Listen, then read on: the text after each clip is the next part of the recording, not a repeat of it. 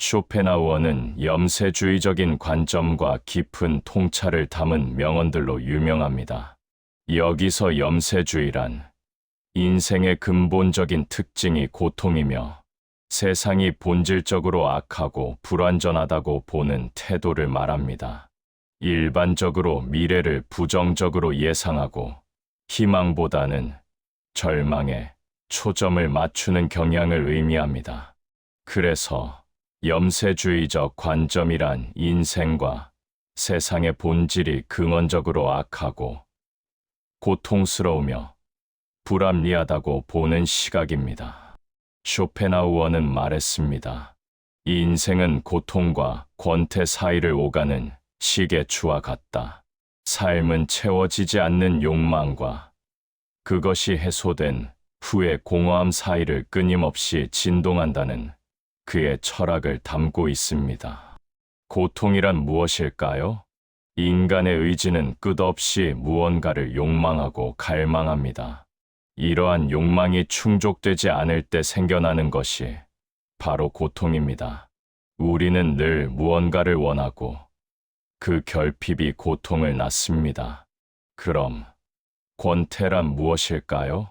어렵게 욕망을 충족시키고 나면 그 즉시 또 다른 문제가 발생합니다. 바로 권태입니다. 채워졌던 욕망에 공백이 생기면서 삶의 목적을 잃고 지루함과 공허함을 느끼게 되는 것입니다. 쇼펜하우어는 삶이란 이 두 극단, 즉 결핍에 대한 고통과 충족 후의 공허함 사이를 쉼 없이 왕복하는 시계추 운동과 같다고 보았습니다. 따라서 그에게 행복이란 적극적으로 추구할 수 있는 것이 아니라 고통이 잠시 멈춘 상태, 즉 부정적인 의미의 평온함에 가깝습니다. 고통을 낳는 원천인 욕망은 결코 완전히 소멸되지 않습니다. 하나의 큰 욕망을 충족하면 잠시 고통에서 해방되지만 인간의 의지는 곧바로 다른 대상을 찾아내어 새로운 욕망과 갈망을 만들어냅니다. 예를 들어 부를 간절히 원하여 목표를 달성하면 그 다음에는 명예, 권력, 혹은 더 큰 안락함을 추구하게 됩니다. 이처럼 욕망은 우리를 계속해서 미래의 만족을 좇게 만들며 현재의 고통 속에 머물게 합니다. 더 흥미로운 것은 권태입니다. 쇼펜하우어는 권태를 단지 시간이 남는 상태가 아니라 삶의 목적과 의미를 상실했을 때 발생하는 고통의 또 다른 형태로 보았습니다. 욕망의 충족으로 인해 더 이상 추구할 긴급한 목표가 사라지면 의지는 스스로를 소비할 대상을 찾지 못해 지루함과 공허함을 느낍니다. 부유하고 할 일이 없는 사람일수록 이 권태의 고통에 더 크게 시달린다고 쇼펜하우어는 지적했습니다. 이러한 고통과 권태의 순환은 인간이 자신의 본질인 맹목적인 의지의 노예이기 때문에 피할 수 없는 딜레마입니다. 쇼펜하우어에게 행복이란 적극적으로 쟁취하는 긍정적인 경험이 아니라 고통이 없는 상태, 즉 평온을 의미합니다. 그는 우리가 행복을 찾아 끊임없이 외부로 향하는 노력을 중단할 때 비로소 고통의 시계추를 멈출 수 있다고 보았습니다. 쇼펜하우어는 고통의 근원인 욕망을 근본적으로 다스려야 한다고 주장했습니다. 욕망을 채우려 할수록 새로운 고통만 낳을 뿐이므로 필요한 것과 원하는 것을 구분하고 외적인 것, 재산, 명예, 타인의 시선에 대한 의존을 끊는 것이 중요합니다.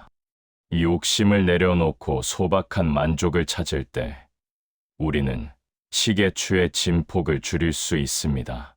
권태의 고통을 극복하기 위해 쇼펜하우어는 일상적인 욕망의 세계를 잠시 벗어날 것을 제안합니다.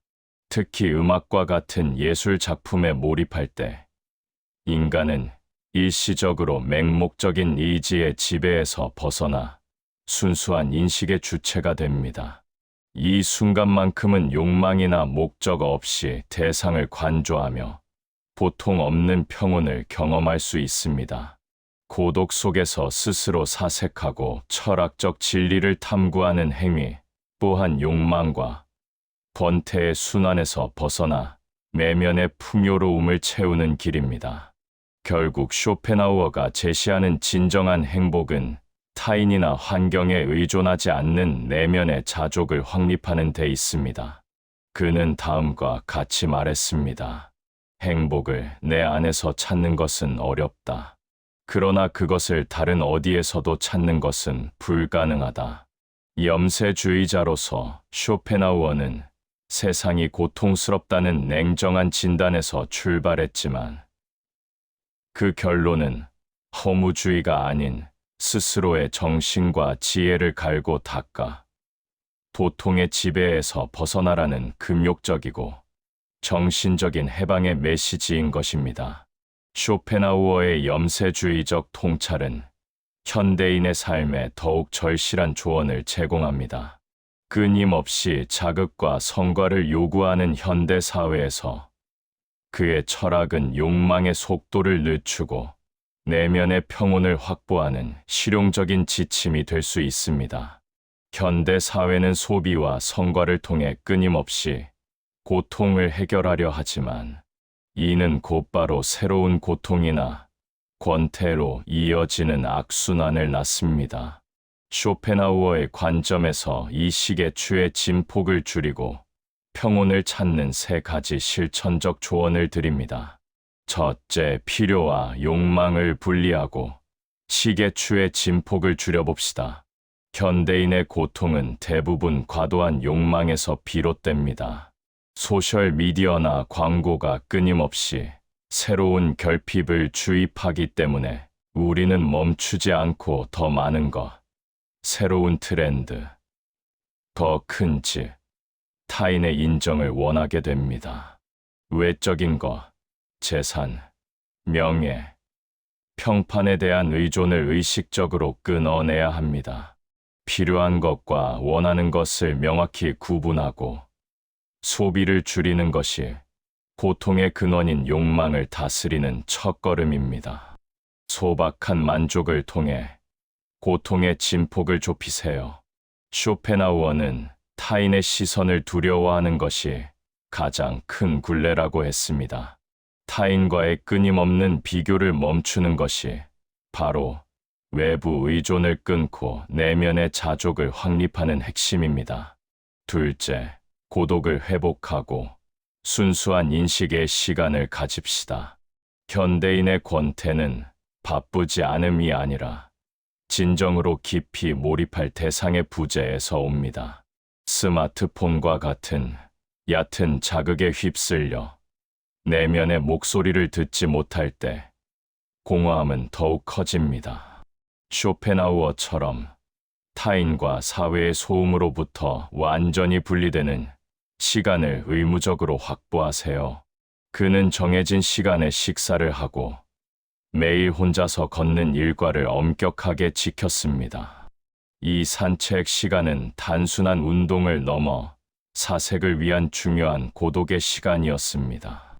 그에게 고독은 타인의 시선이나 사회적 의무로부터 벗어나 진정한 자유를 누리는 상태였습니다. 짧은 쾌락이 아닌 지적이고 예술적인 활동에 몰입하여 순수한 인식의 주체가 되어 보세요. 책 읽기, 명상, 깊이 있는 음악 감상, 혹은 창조적인 취미 활동 등은 일시적으로 맹목적인 의지의 지배에서 벗어나게 해주는 해방구입니다. 이곳에서는 욕망 없이 평온한 기쁨을 경험할 수 있습니다. 셋째, 고통 없음을 최고 행복의 기준으로 삼기 바랍니다. 쇼펜하우어는 행복을 적극적으로 좇지 말고 고통이 잠시 멈춘 상태에 감사하라고 조언합니다. 이는 긍정적인 사고를 강요하는 현대의 자기계발론과는 정반대되는 지극히 현실적이고 실용적인 지혜입니다. 큰 성공이나 특별한 기쁨을 기대하기보다는 천재 신체적으로 건강하고 당장 큰 재정적 불안이나 인간관계의 갈등이 없는 상태 그 자체를 최고의 행복으로 인식하고 감사해야 합니다. 염세주의적 관점을 통해 최악의 상황을 미리 상정하는 것은 불안을 가중시키는 것이 아니라 오히려 예상치 못한 고통에 대한 면역력을 높여줍니다. 삶의 고통을 숙명으로 받아들일 때 우리는 사소한 불행에도 쉽게 무너지지 않는 정신적 방어력을 갖게 됩니다. 결국 쇼펜하우어의 메시지는 행복은 내 안에 있다는 평범한 진리를 극단적인 염세주의라는 필터를 통해 역설적으로 증명합니다. 외부에 기대지 않고 스스로의 정신과 지혜를 갈고 닦아 흔들림 없는 내면의 성체를 만드는 것이야말로 현대 사회의 고통과 권태의 딜레마를 극복하는 가장 확실한 길입니다.